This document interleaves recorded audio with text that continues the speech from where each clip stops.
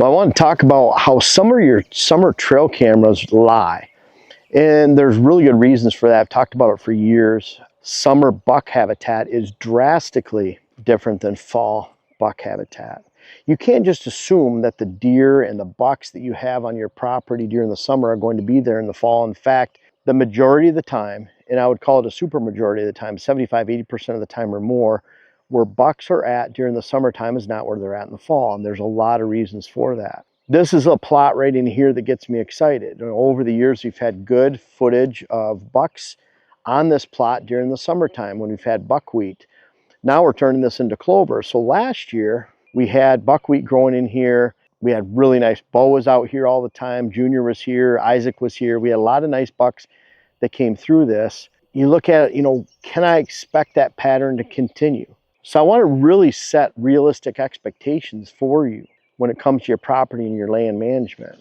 First of all, I want you to look at if they're here during the summer, not necessarily a good thing, but there's always exceptions. I want to talk about here. One of the things we love to do during the summertime, and I've been doing it for a long time around these parts, and we used to do it back in the thumb area when we were hunting in 87, 88, 89, all the way through the mid 90s, 97, where we hunted up in the thumb area, and I ended up living up there 95, 96.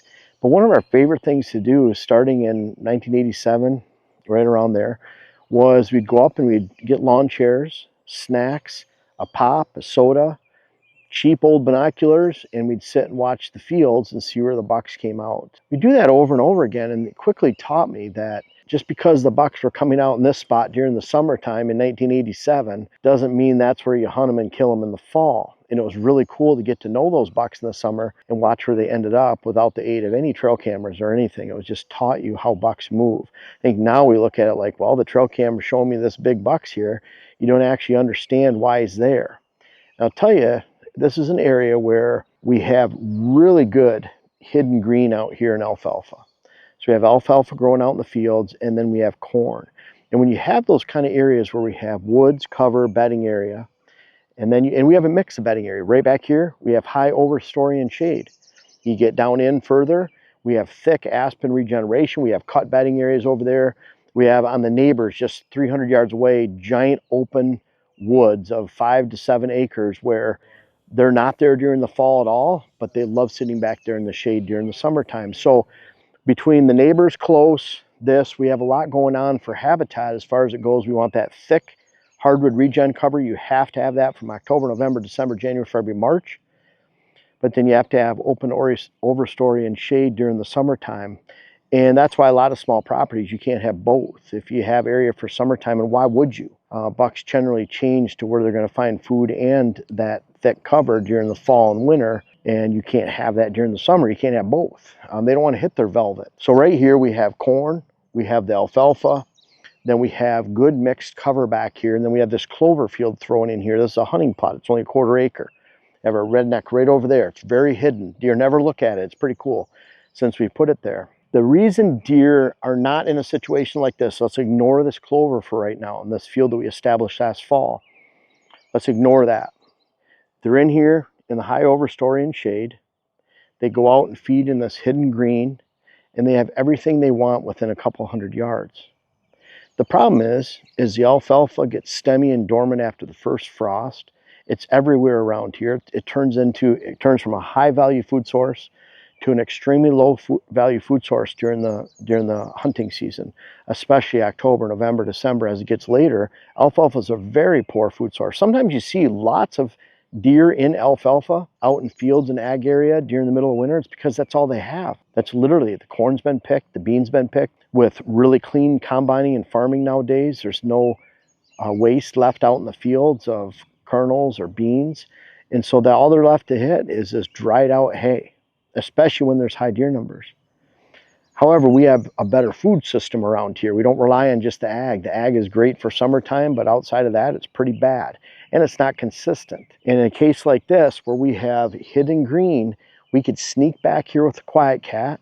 We'd have the electric kinetic from Polaris to use for a few months. And we can sneak back here as a group with chairs and everything if we want to. But either way, we have the ability to get back here quietly, tuck in around some corn, and watch what comes out here.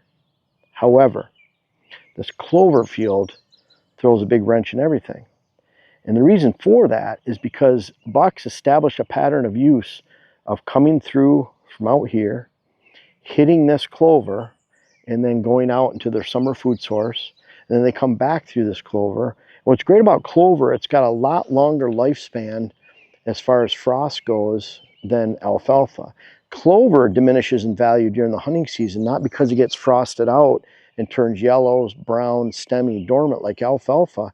Clover diminishes in value just because at some point it gets cold enough that every bite that is consumed is not replaced. So then eventually it gets down to the dirt. And that's why we manage for pure clover, no weeds, because all the weeds die before hunting season and it just takes up space and diminishes the volume of clover. So we want really thick. And you can see some of our clover over here where it's coming in just from last year is coming in really, really thick. So we have clover, alfalfa, birchfoot, trefoil, and chicory in here. You can see some of the patches. This stuff will start to fill in. You can see where it fills in here. But some of this is absolutely beautiful. And we have the chicory in here, not because the deer love it compared to all this other stuff, but because it acts as a nurse crop during drought during the summertime. So it actually gives you a nice lush volume. So these bucks, now they have that out there. They have this here. They have multiple different bedding areas that they can go to for summer through winter. This becomes more of a year-round use. And not that we're trying to intend for that, but it keeps our summer trail cameras from lying. So in a case like this, we can use this summer trail camera as we've had one over here, one here. We've used them for years here. This will be, Dylan, is this our 5th season here already? I think so. Sad I have to count in my hand, but this is our 5th season. It's crazy. But for 5 years, we've had this little open we've managed, and the bucks come through here. And so we can expect that pattern to continue. And even if this gets eaten down to the dirt by November, that pattern that's persisted, often a month and a half to 2 months longer than alfalfa out there, will make sure these deer are here. And oh, by the way, one of our actual holding plots where we expect to hold deer until dark during the entire hunting season, and then it even lasts all the way into the winter time and sometimes to spring, is right next door. That's an 1.25 acre plot. So an acre larger than this. We always have corn on half of that. We have our green blend with our power greens on one, and then the brassica, the big boost brassica. So over there we have a huge diversity. And so when they're taking this pattern right here, they'll continue this pattern. A buck will come through here even in December because he just wants to check for does during the second rut. He might nibble a little bit here and there. Kind of where I shot Bo last year on a small plot. He was just coming through. He wasn't even eating. He was just looking for does. He made a scrape and I shot him. So because that plot is over there, and I would guess it's about 80 to 100 yards away through this brush, then that'll maintain the movement in this area and we have everything they need. We don't have that in a lot of situations for summer versus fall versus winter. But in this case, these pictures that we get here during the summer will tell us exactly what bucks are going to be here and using this during the fall, even if they disperse somewhere else. If we're getting pictures here during the summer, it'll tell us they're going to be back during the rut, maybe the second rut if that's where the food's at. We had that in the case of Barry last year. He disappeared, as he has every year for 3 years. He disappeared around September 10th, 11th, 9th, like clockwork. And then he was back November 19th, I think was the first time we saw him. So, and then he was around all the way through January. Bottom line is, summer trail cameras can lie because a buck's need is drastically different from summer to fall. He wants fall and winter food. The summer food's gone. It's either picked or it's frosted out. And he wants thick, high stem count, hardwood regeneration cover that not only provides cover and high stem count with lots of shoots coming up, shrubs, hardwood regen, briars, but those all equal some type of diversity of browse and food source that he can have in his bedding hours. Different than if he's sitting back there in the neighbor's hardwood knoll. We can expect no bucks to be back there during the winter time and fall because there's simply no browse. There's really no reason for them to be back there. Well, right now there's all kinds of forbs and forages in the woods that are available during the summertime, just like some of the weeds that would persist in these fields right here in these food plots. They're there during the summer. They offer a little diversity, but then they're completely gone. So if you're counting on a weedy field to help you, you're going to be sorely mistaken going into the fall. That's why weed control is critical. This right here is established just last fall. We put it in with our dual threat 365, where we have the brassica and then we have the clover base, and you can see how well it's doing. So this will keep filling in. Clover takes some time. We have spring planted clover right now that's just little bits coming up, and it's doing really well, but it takes a few months for it to fill in. That's why you can't plant a perennial clover in August, and then a lot of people do, and unfortunately think it's going to be this great spot to hunt during the fall when it's really for the next fall. So I just want you to set your expectations, and really when it comes to summer trail cameras, they can really lie, but get to know, just like we did back in the 80s watching them, understand why. Always ask yourself why. Why are they here during the summer, not during the fall? Why are they here during the fall, not during the summer? And that'll lead you to some great patterns to help you hunt and manage the herd and your property for the rest of your life. Hey guys, thanks for watching the video. I really want to encourage you to check out digital land management through whitetailstrategy.com.